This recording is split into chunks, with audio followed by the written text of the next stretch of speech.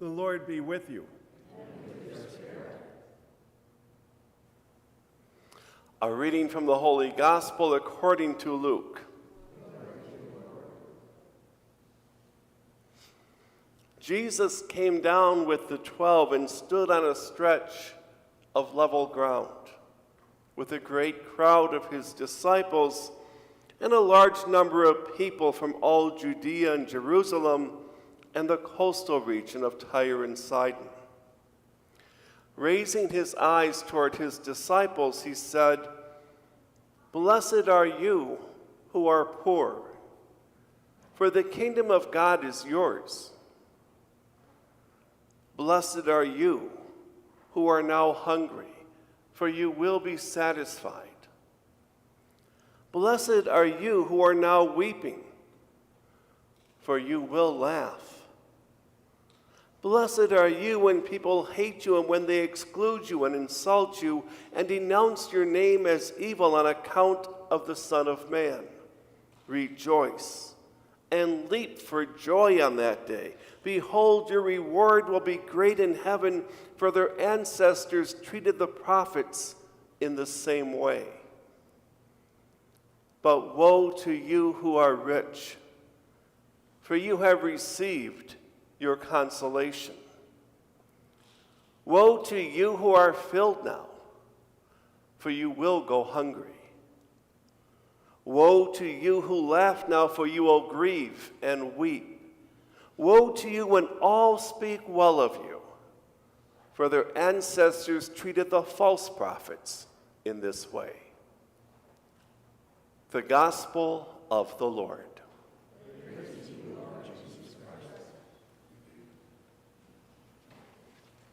The prophet Jeremiah says, "Blessed are the ones who trust in the Lord. They are like a tree planted beside water."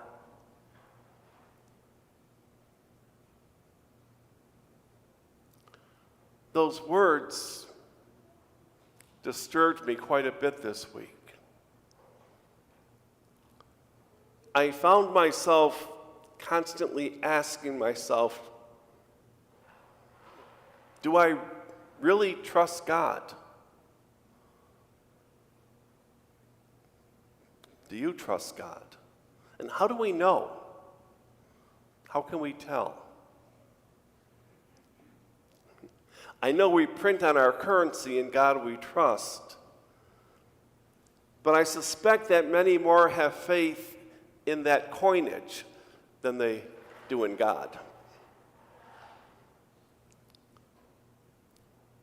The only time I could really think of when Jeremiah's words are somewhat tested is in a medical emergency, and we have those famous lines, "Only God can help them now," meaning that we've exhausted what science and medicine can do.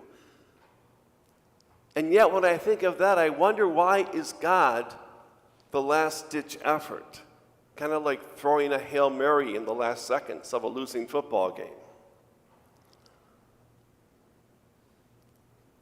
I can readily understand and appreciate how a Palestinian citizen in Gaza, or a farmer in Ukraine, or a teenager in Sudan now facing starvation since we've suspended our aid to them, how they trust in God. But I wonder, do I trust in God? I've got so many buffers. I have family. I have friends. I have education. I have some degree of financial security. You may not remember, but I do, there was a little ditty during the whole era of folk music by a singer-songwriter named Tom Lehrer entitled "Who's Next?" It was about the race for the atomic bomb. And it contains a precious lyric, quote, "The Lord's our shepherd," says the 23rd Psalm, "but just in case, we better get the bomb."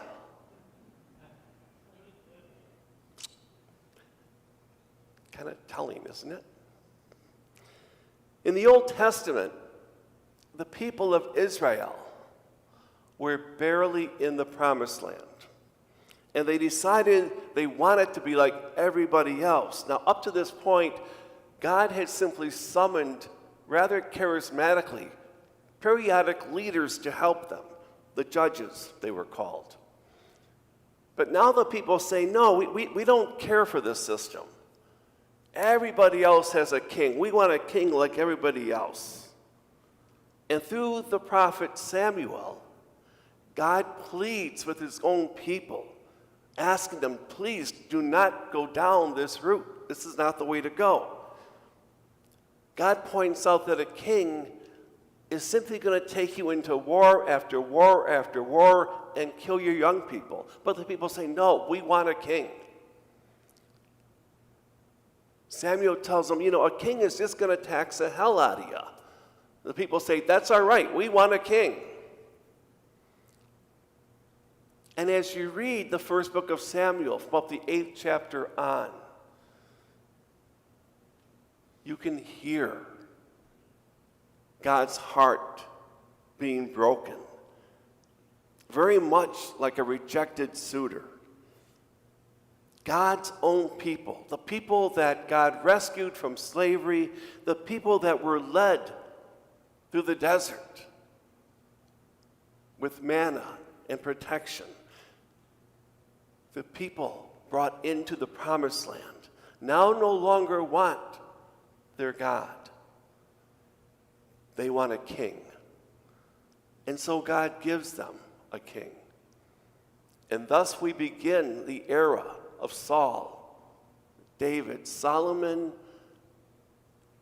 and the era of Israel and Judah being continually conquered and occupied by nations that are more powerful than are they.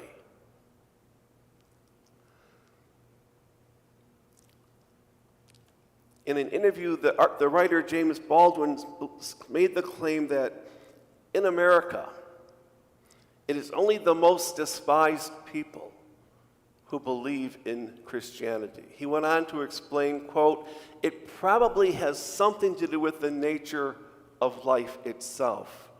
It forces you in any extremity, any extreme, to discover what you really live by.